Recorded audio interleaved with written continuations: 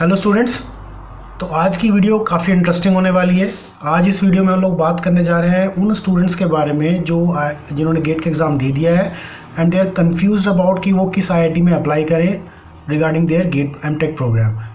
क्योंकि हर आईआईटी की हर साल कट ऑफ अलग अलग जाती है, तो आई थॉट कि एक मैं वीडियो बना देता हूँ जिसमें एक पिछले 2-3 साल की कट ऑफ का एक आइडिया होगा कि किस आईआईटी की कट ऑफ कितनी गई थी। So it would be helpful for all those students who want to apply and they are not able to decide that if they want to apply for that particular IIT depending upon their gate score or their gate rank.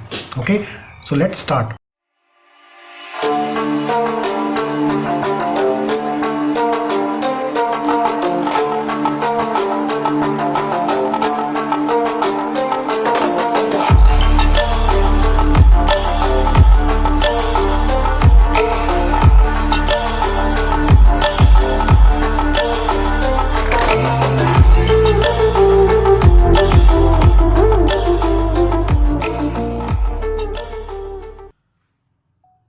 So we'll start with IIT Delhi.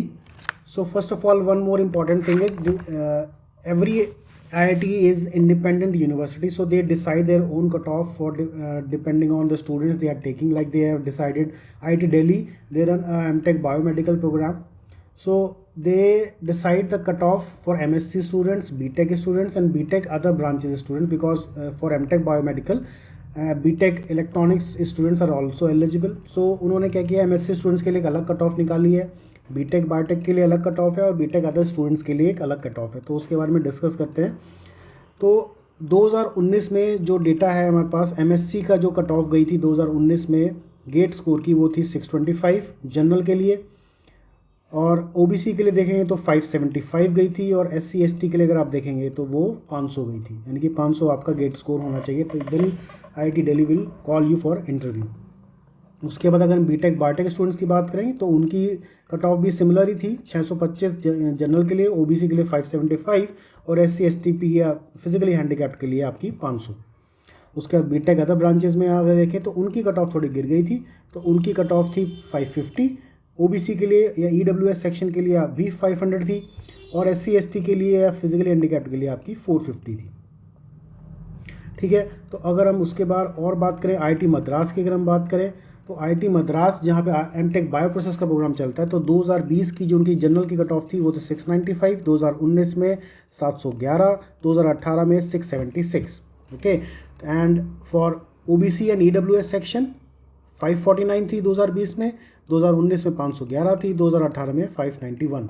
SC ST के लिए 345, 244, 2019 में 317, 276, 2018 में 487 and 487 for both SC and ST. If you talk about IIT Roorkee, IIT Roorkee में आपका MTech biotechnology का programme चलता है। सो वहाँ पर क्या हुआ था कि 2019 में they have the cut off, general cut off is 525 general category, 2016 में 684 थी। ओबीसी की बात करेंगे तो they have the cut off GATE score at 424 and 2016 का डेटा अवेलेबल नहीं है। उसके बाद 2019 में एससी की कट ऑफ गई थी 429 और 2016 में एससी कट ऑफ गई थी 457। उसके बाद अगर आईआईटी खड़गपुर की बात करेंगे जहाँ पे एमटेक बायोकेमिकल और बायोटेक्नोलॉजी का प्रोग्राम चलता है, तो 2020 में वहाँ पर कट ऑफ गई थी जनरल की 632, 2020 में 632 थी, 2019 में 670 थी, 2018 में 694 थी। ओके, उसके बाद अगर हम ओबीसी की बात करेंगे तो 2020 में 536 थी, 2019 में 577 थी, 2018 में 555। उसके बाद अगर एससी एसटी की बात करेंगे तो 2020 में 471 थी, एससी के लिए, एसटी के लिए 272 थी, 2019 में 444 थी एससी के लिए और एसटी के लिए 470 थी, 2018 में 401 थी एससी के लिए एंड 442 थी एसटी के लिए।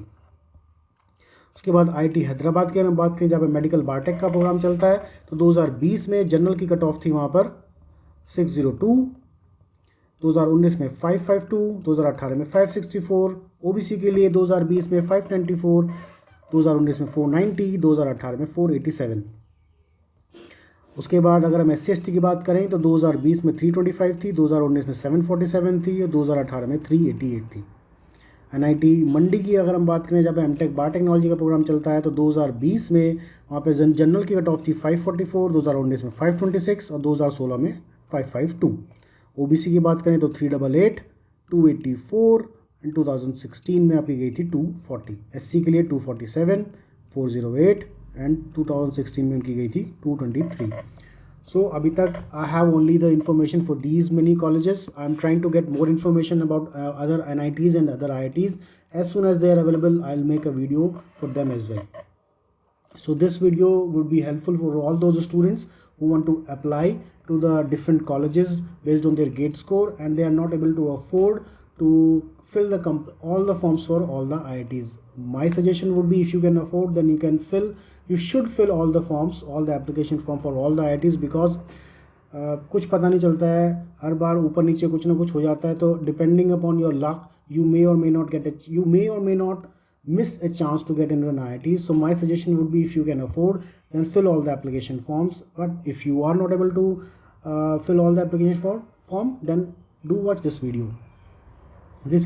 After watching this video, you can make up your mind, or you can make a certain pattern that this IIT is having this kind of pattern from this year to this year, so I should apply to this IIT based on my GATE score or my GATE rank. Okay, thank you. So I'll be ending this video.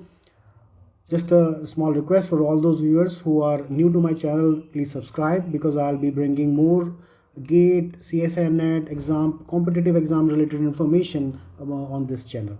Okay, thank you.